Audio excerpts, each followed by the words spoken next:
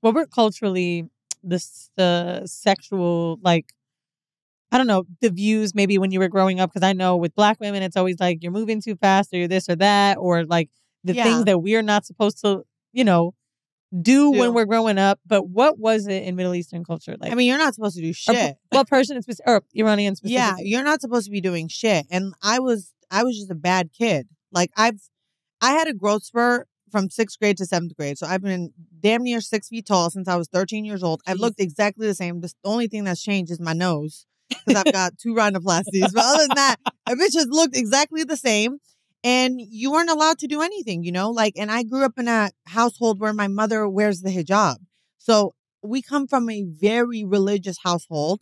When I was 9 years old, I decided I wanted to wear the hijab so I could be like my mom. I'm a little girl. I want to be just like my mom.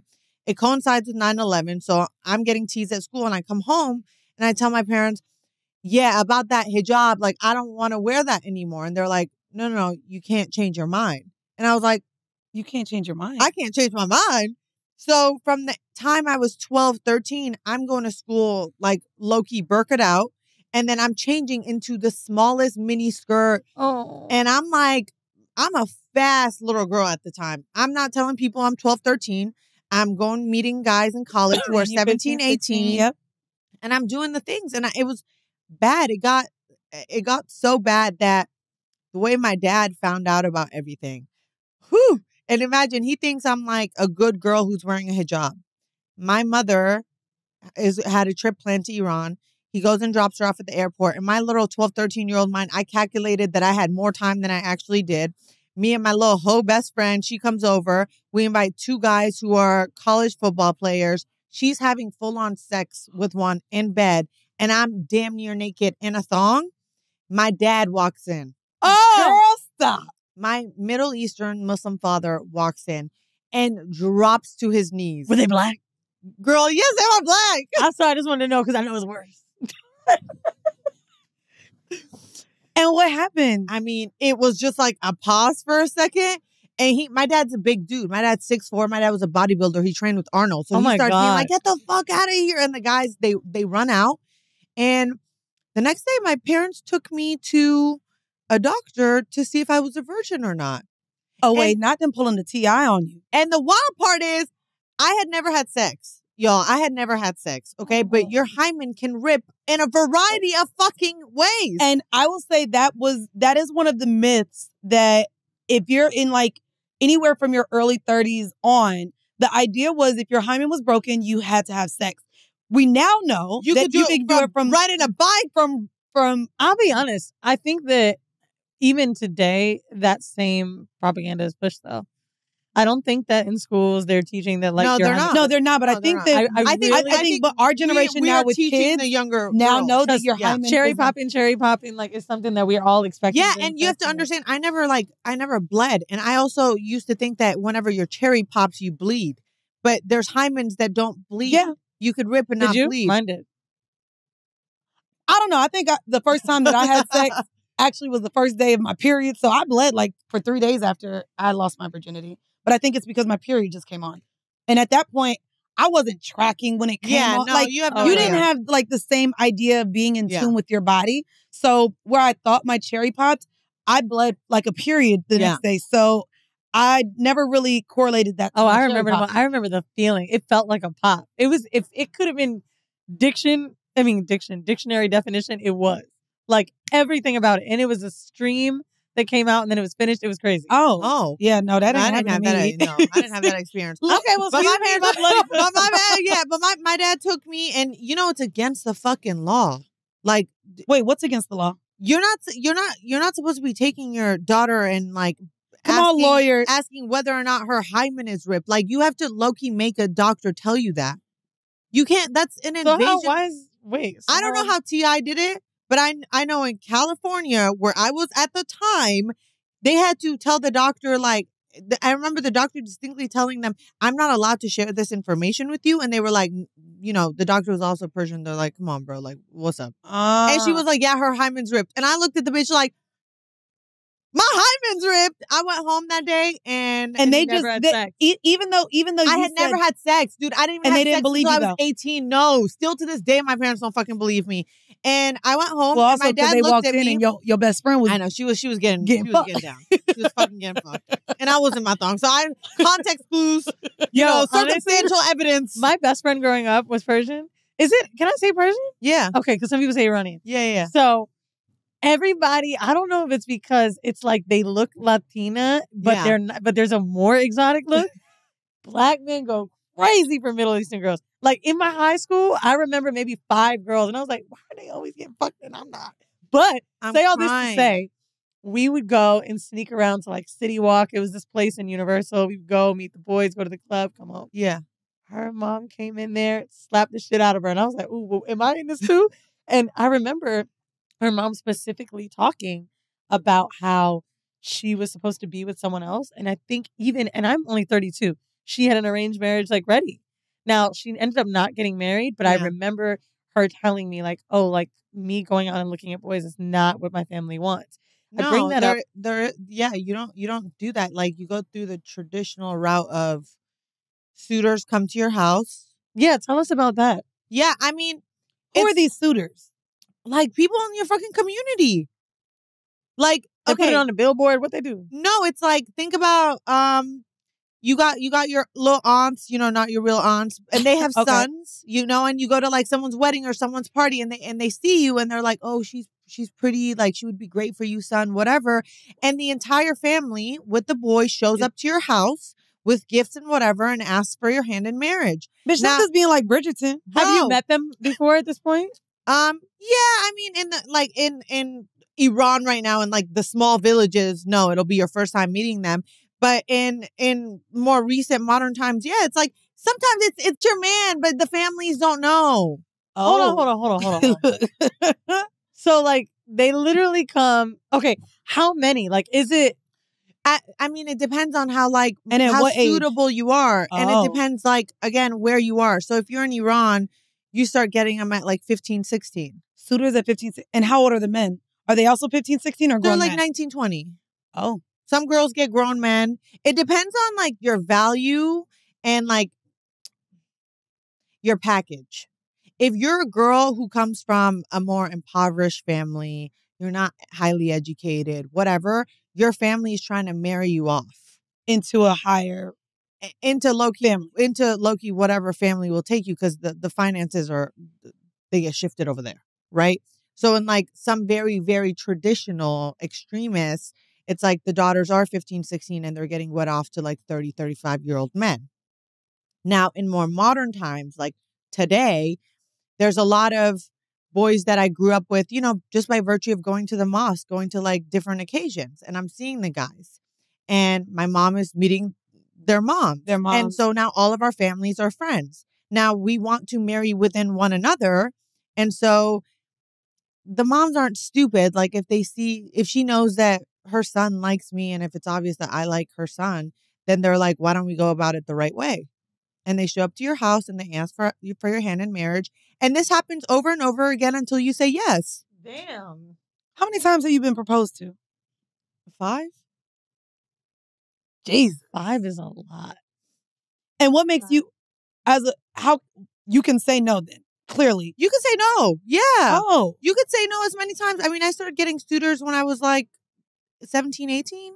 Just hearing the word suitors. Suitors like, is crazy. I mean, I prefer, honestly, when I was younger, I was like, this is whack. I want to go date. Like, if I could go back, I would do the suitors thing. It's ghetto out here. No, dating is the ghetto. Dating is the fucking ghetto, bro. At least this man is showing up with intention, right? With his family. So what, he gonna disrespect you after he came and looked your mom and dad in the eye day one? No, he's not. They do. And they still do that. They still do. They still do. They still do. They still do, but like the chances are a little lower.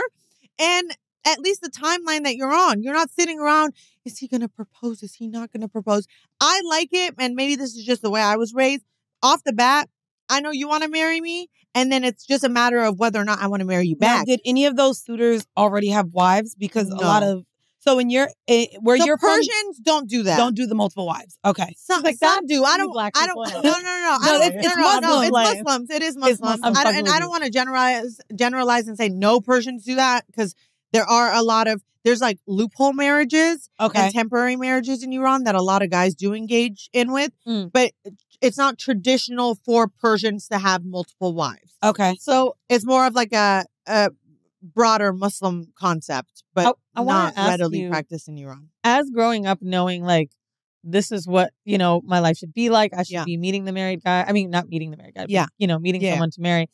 Meeting someone just out in the open, which I'm assuming you met your partner like, Yeah. right? Like in the real world. Yeah. What standards do you think that maybe even your upbringing made him feel more pressure? How I mean, from the moment I met him, I said, you have 6 months. I was married before, right? So I got married when I was 20 years old. Okay. I went back to Iran. My parents were like, you need to marry a Persian Muslim guy.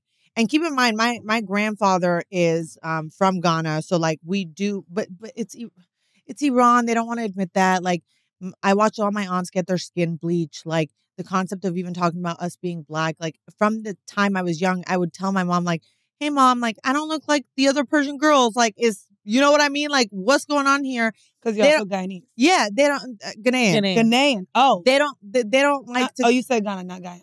No, I said Sorry. Ghana. No, Ghana. you're fine. Ghana. They I'm finished. don't like to really admit that they're black, right? And that's a whole other issue that they don't like to admit. But there's a lot of Afro Persians, like a lot, right? I've met a few in LA. There's a lot. So anyway, I go to Iran and I'm like, I gotta just find something that's middle ground, because my parents want me to be with a Persian Muslim guy. I don't. So let me find one with tattoos. Not Who's like kind of a hood dude. Like, I don't know. I gotta find something in the middle. And I found a guy I was 20, he was 25. He was tatted up and like, You wanted something more American? Did you feel like yeah, I wanted something a little bit more Western and modern. Yeah. and modern. I wanted to get away from my parents and making me wear a hijab. That's like the only thing that I was focused on. Okay. And in a lot of these households, it's like transfer of ownership from like your dad to your man. And I was like, I'd rather go to, a new owner that's going to let me do more shit, right? Now I could drink, now I could party, now I could not wear a hijab, whatever. So when I met my current partner, I was just like, I don't really believe in the dating shit. Like, I really don't. If I were to do it again, I would run the same play. I don't believe in dating. I think it's so fucking stupid. I think it's time consuming. I think it always benefits men more than women. But how do you know? Because I think we live in a 6 society. months?